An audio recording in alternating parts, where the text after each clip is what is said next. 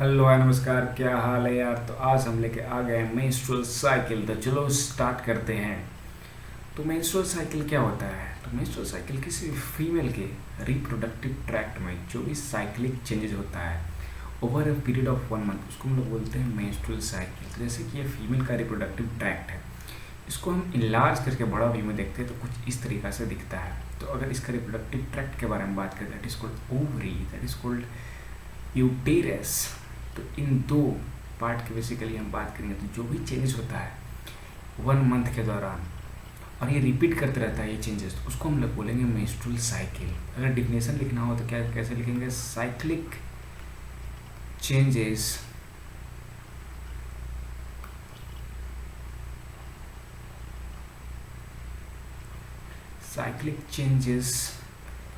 that occur regularly in female reproductive tract, right? Cyclic changes that occur regularly in the female reproductive tract over a period of 1 month, over a period of 1 month। मतलब 1 month के दौरान जो भी changes होता है female के reproductive tract में और ये रेगुलर बेसिस पे होते रहता है, उसको हम लोग बोलते हैं मेंस्ट्रुअल साइकिल। तो मेंस्ट्रुअल साइकिल क्यों होता है? What is the reason behind menstrual cycle? तो जैसे जब कोई हमारे घर में आने वाला होता है तो हम घर को प्रिपेयर करके रखते हैं, डेकोरेट करके रखते हैं। ठीक उसी प्रकार हमारा बॉडी भी क्या करता है? प्रेगनेंसी को कंसीव करने के लिए खुद को तैयार करता है। तो टू कंसीव प्रेगनेंसी, किसके लिए? प्रेगनेंसी को कंसीव करने के लिए, ताकि जो भी बेबी हो उसका ग्रोथ और डेवलपमेंट प्रॉपरली हो, या फिर इसको लोग बोलेंगे फर्टिलाइजेशन के लिए भी। All right, let's move to the next topic. So when does menstrual cycle start? Menstrual cycle कब स्टार्ट होता है? तो ये स्टार्ट होता है जनरली प्यूबर्टी में। प्यूबर्टी मतलब क्या हुआ? 11 to 13 years of age. Female 11 to 13 years of age में आती है तो मेंस्ट्रुअल साइकिल स्टार्ट हो जाता है। तो पहला जो मेंस्ट्रुअल साइकिल होता है that is called first menstrual cycle, right? First menstrual cycle की बात करें तो इसको हम लोग बोलते हैं menarche, right? Okay, then when does the menstrual cycle cease? That is completely stop. कब स्टॉप कर जाता है? तो स्टॉप होता है 45 to 55 ईयर्स ऑफ एज में, right? So cease of menstrual cycle, cease of menstrual cycle. तो मेंस्ट्रुअल साइकिल स्टॉप होता है, इसको बोलते हैं मेनोपॉज, राइट? लेकिन नोट करने वाली बात यह है कि स्टार्टिंग फेज और एंड फेज, ये दोनों के बीच में भी कभी भी मेंस्ट्रुअल साइकिल रुक सकता है। That is menstrual cycle can stop temporarily, right? तो ये कब हो सकता है? तो ये होता है अगर कोई फीमेल एक्सट्रीम ज़्यादा साइकोलॉजिकल स्ट्रेस से गुजर रही हो तो ऐसा हो सकता है, राइट? साइकोलॉजिकल स्ट्रेस जैसे वर्क लाइफ का स्ट्रेस हो सकता है, पर्सनल लाइफ का स्ट्रेस हो सकता है।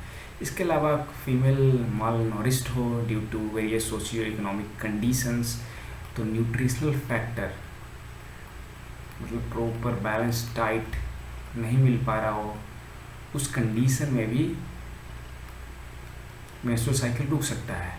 उसके अलावा प्रेगनेंसी, जब फीमेल प्रेग्नेंट हो जाती है तो उस दौरान मेंस्ट्रुअल साइकिल नहीं होता है। और जब बेबी को बर्थ देती है और फीड करती है मिल्क पे, दैट इज कॉल्ड लैक्टेशन, तो लैक्टेशन पीरियड के दौरान भी मेंस्ट्रुअल साइकिल पूरी तरह से रुक जाता है।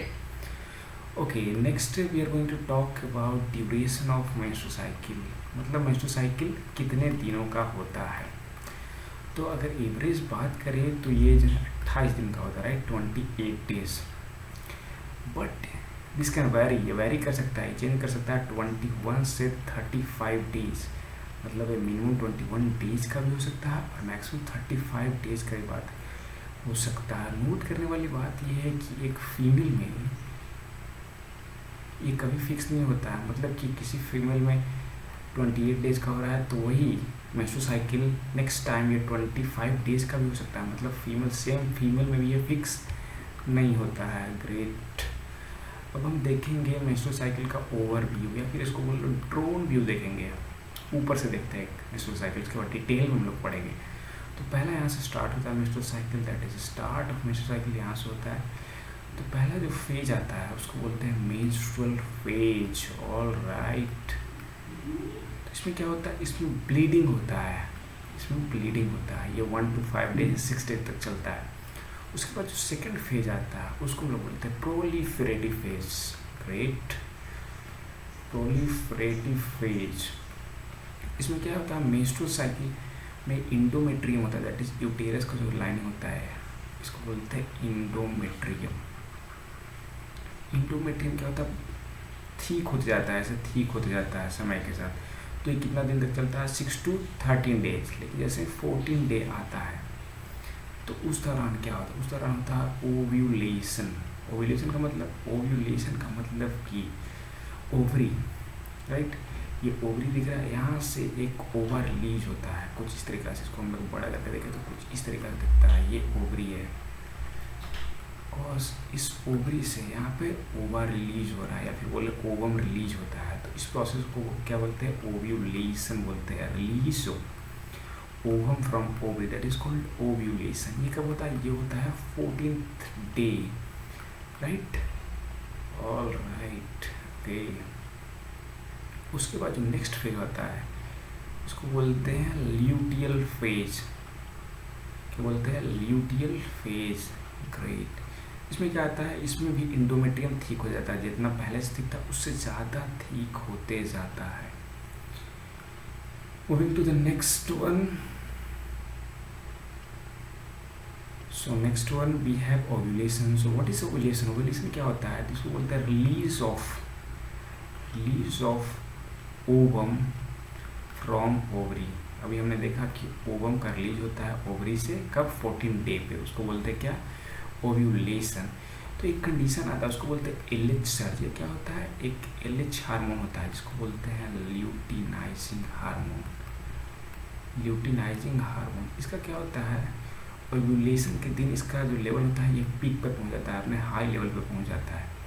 और जब ऐसा होता है तभी ओवम का रिलीज होता है ओवरी से। ये नॉर्मल डे ऐसे चल रहा है, डे 1 से स्टार्ट हो रहा है, जैसे ही 14 डे आता है तो ये सडनली पीक पे राइज करता है। और फिर इस दिन 14 डे के दिन, राइट, ओव्यूलेशन हो जाता है। फिर उसके बाद ये फिर अपना नॉर्मल लेवल पे पहुंच जाता है।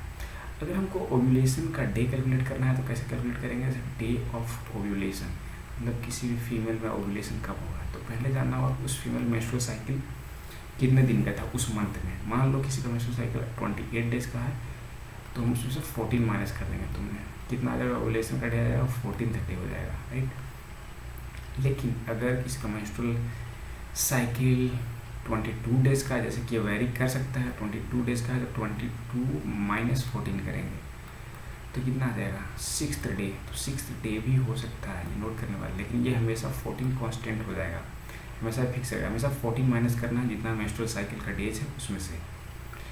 All right.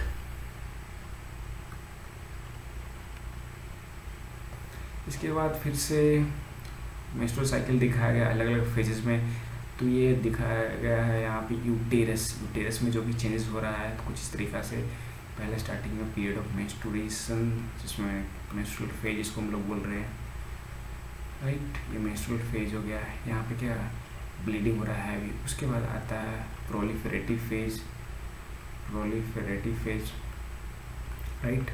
तो प्रोलिफरेटिव फेज में क्या, इंडोमेट्रियम का लाइनिंग ठीक होते जा रहा है, ये दिखाया गया है। तो यहाँ पर ये ठीक होते जा रहा है। उसके बाद आता है 14 डे जिसमें ओव्यूलेशन होता है।